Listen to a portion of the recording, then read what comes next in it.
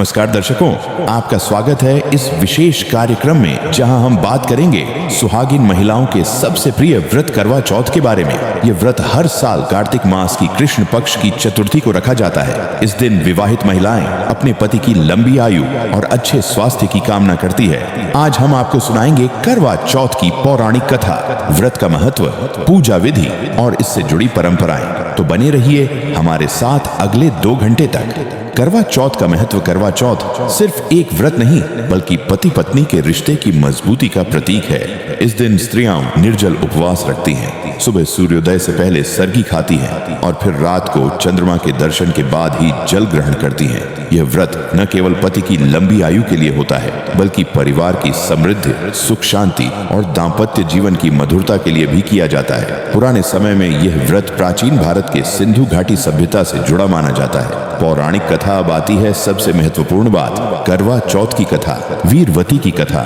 बहुत समय पहले एक नगर में वीरवती नाम की सुंदर राजकुमारी थी।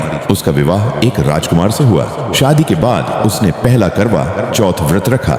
सुबह से ही उसने अन्न जल का त्याग किया और संध्या होते होते वह बहुत कमजोर और प्यास से व्याकुल हो गई। उसके 7 भाई थे। अपनी बहन की हालत देखकर वे बहुत चिंतित हुए। उन्होंने बहन से कहा, बहन, चांद अभी जल्दी नहीं निकलेगा, अगर तू ऐसे ही रही तो बेहोश हो जाएगी। तब भाइयों ने एक उपाय किया। पहाड़ी के पीछे एक बड़ा दीपक जला दिया और छलनी के पीछे दिखाकर कहा, देखो बहन, चांद निकल आया है, अब तुम व्रत खोल लो।